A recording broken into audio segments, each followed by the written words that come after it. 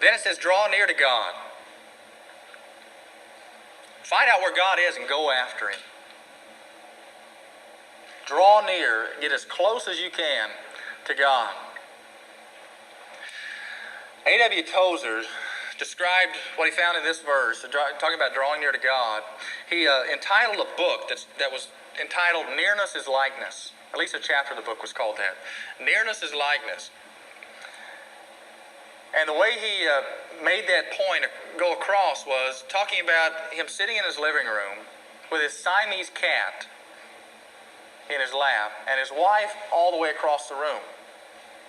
Although, in the sense of this word here, he was nearer to his wife than he was to the cat.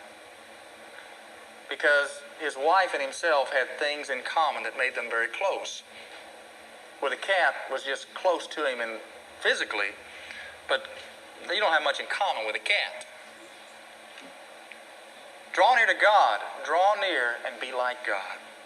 That is the nearness that we need to possess, of being like God. Submitting to Him, resisting Satan, giving Satan no victories in your life, and then drawing close up to God. Not just close in proximity, because we can't grab onto God, but we can become, nearness is likeness. We can begin to identify with Him and become like Him in every area, in every avenue of life. Draw near to God, and He will draw near to you. I have had people respond different ways to me.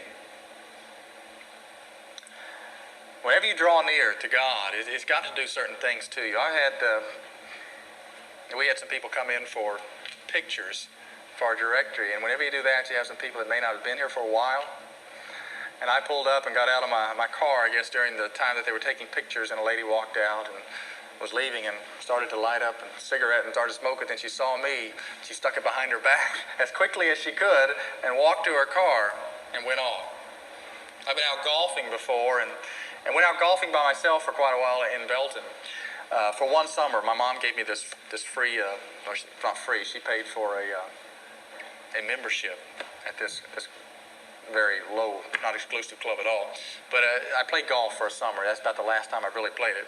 But I would go out by myself, and sometimes I would connect with other twosomes or threesomes. And this particular time, I got with these two guys.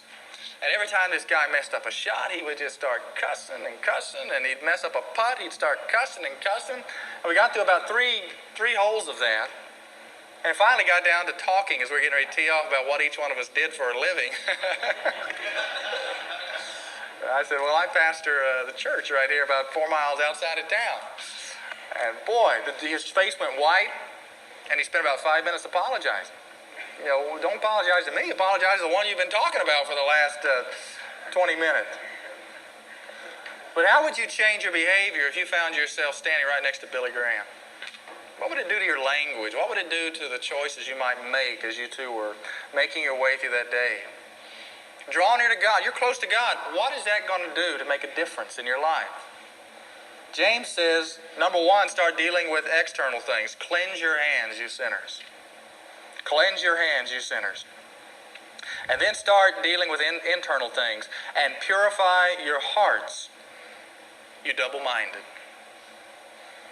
Start making some changes. Just don't talk about theologically, I've invited God to be closer to me. No, make some changes. If you're going to be living that close to God, if you've made that kind of commitment, it's going to demand some changes in your life. Cleansing your hands and purifying your heart.